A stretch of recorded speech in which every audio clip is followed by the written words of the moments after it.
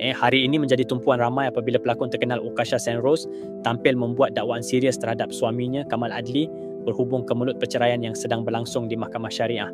Dalam satu temu bual eksklusif dengan media hiburan, Ukasha secara terang berkata sepanjang perkahwinan mereka, beliau pernah menjadi mangsa keganasan rumah tangga. Menurut Ukasha, dakwaan itu bukan sekadar pertengkaran biasa tetapi melibatkan tindakan fizikal termasuk dipukul dan diserang yang kononnya berlaku berulang kali sepanjang tempoh perkahwinan mereka yang berlangsung hampir 4 tahun. Ukasha turut berkata beliau berdiam selama ini untuk melindungi reputasi suaminya, namun tekanan dan pengalaman pahit akhirnya membuatkan beliau tampil mendedahkan kebenaran.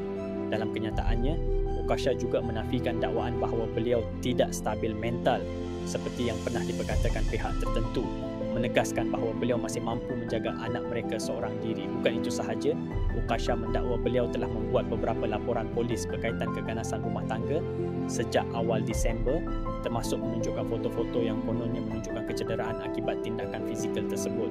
Namun, Kamal Adli menafikan semua dakwaan itu dengan tegas. Menurut Kamal, beliau tidak pernah memukul isterinya sepanjang tempoh perkahwinan dan sanggup mengangkat Quran untuk bersumpah atas kebenaran tersebut. Beliau juga mendakwa gambar-gambar kecederaan yang tersebar adalah imej lama dan tidak menunjukkan kejadian baru.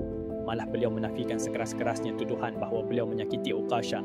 Kamal menambah bahawa beliau memilih untuk tidak membuka aib keluarga namun akan mempertahankan dirinya sehingga ke akhir dan bahawa beliau masih berharap pasangan ini dapat menyelesaikan isu mereka demi anak mereka. Segala dakwaan ini terjadi di tengah-tengah proses perceraian yang sedang berlangsung di Mahkamah Syariah, di mana prosiding hakam telah ditetapkan untuk Januari depan selepas perbincangan awal gagal mencapai kata sepakat. Kes ini kini menjadi bualan hangat peminat dan netizen dengan banyak pihak mengikuti perkembangan kedua-dua pihak secara virtual dan di media sosial setiap jam. Sama ada dakwaan Ukasha akan disokong dengan bukti kukuh di mahkamah atau sebaliknya Kamal dapat membersihkan namanya. Masa akan menentukan.